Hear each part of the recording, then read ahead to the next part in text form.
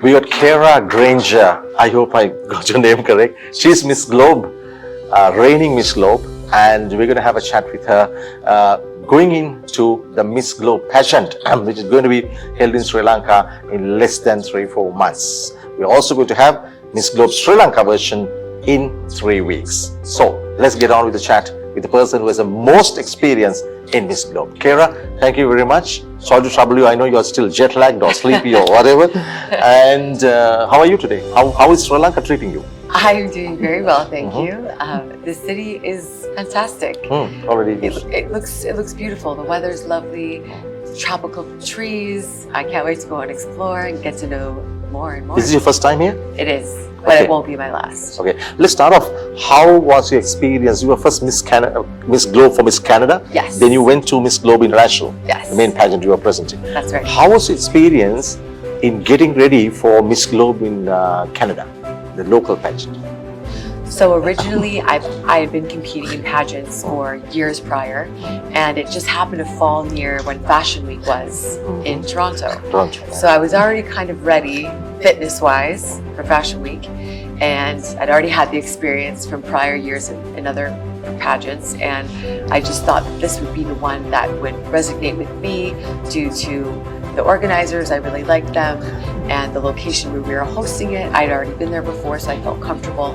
And I just, I had a gown that I designed, so I kind of had already everything lined up. So I was ready to go, and it was really fun. But the World Finals were definitely another level. Definitely an exceptional experience. Yeah. Now you said you had some experience. Now somebody who does not have any experience in doing this, but when we just interviewed a few of them, and they're still groping in the dark, if I may use that term. What would you tell them?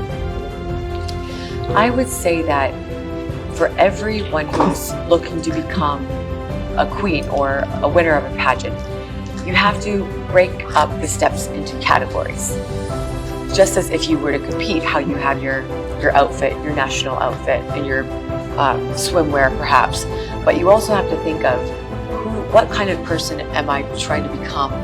What kind of platform am I positioning myself to be?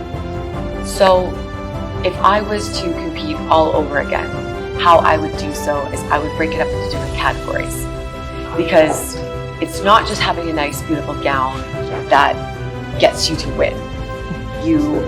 There's a fitness aspect, there's a health aspect, there is an overall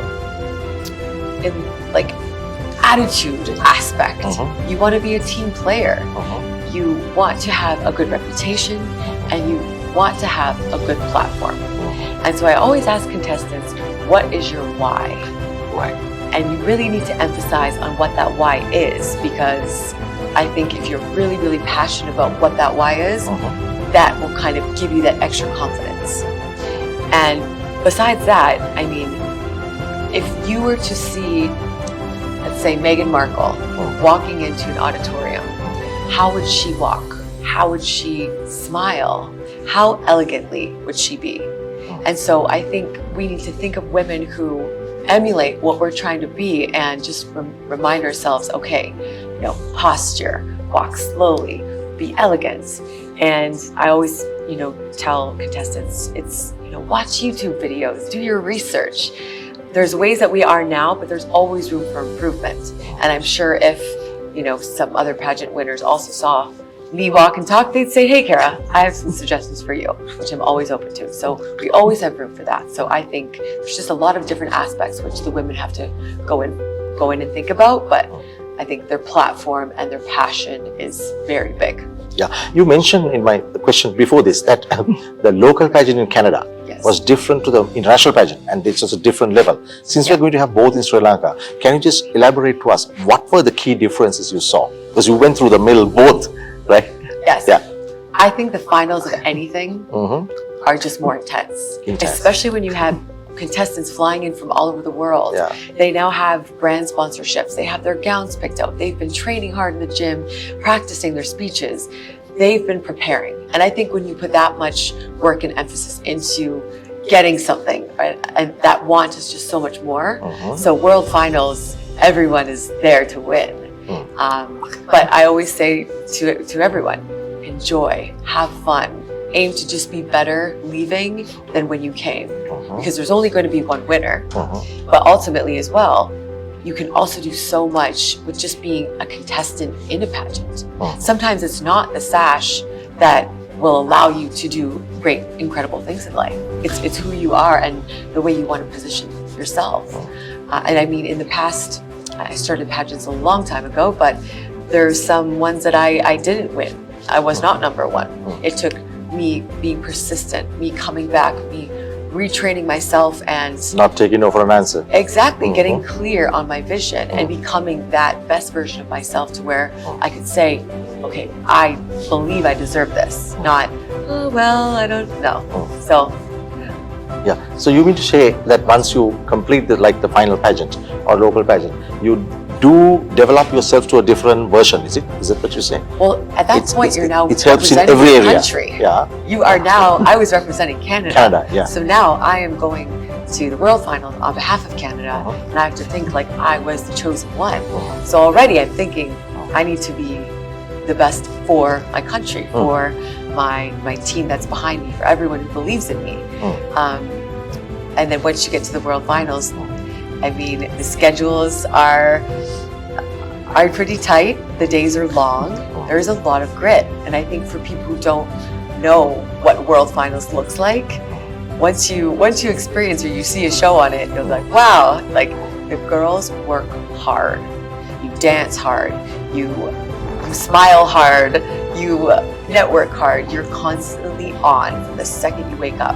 And sometimes you may only have 5 or 10 minutes to do a complete outfit change, be downstairs, because you're not just an individual doing appearances. You are now with a group of women. And so you also have to have respect for that aspect as well and pay tribute to the country of where you're at and people who are hosting. So there's a lot of responsibility, but it's such an incredible experience. Yeah. Now, one of the things I've spoken to many girls who are about to participate, like in the first day, in different pageants, this and others. One of the things they say is that although they may be very confident in everything, when it comes to the stage fright, which we all have, right? What are the tips you can give to the people who will be watching this to get out of that stage fright? Because sometimes, correct me if I'm wrong, that basically messes up or screws up the whole thing, especially answering that question at the finals.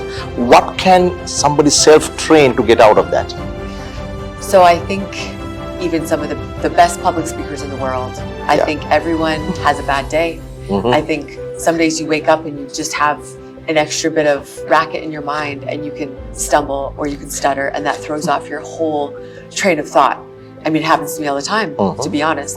So you have to expect that. But I think what I would suggest is when you're lining up to go, I would say try not to watch the girls in front of you.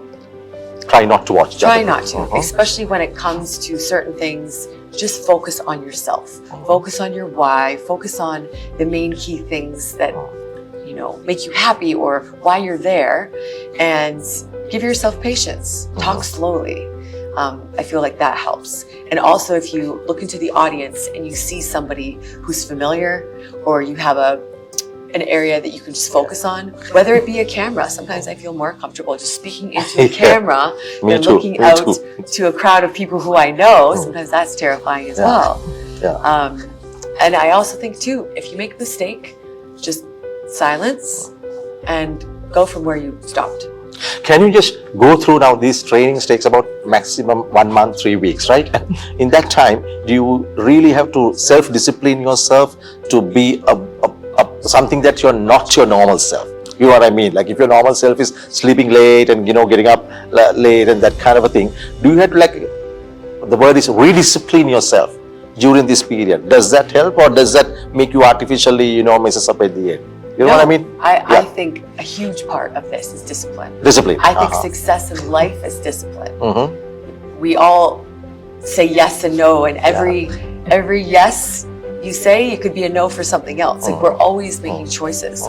So during the pageant prep for myself, it was like I would rein in my social life. I would rein in, okay, I love sweets.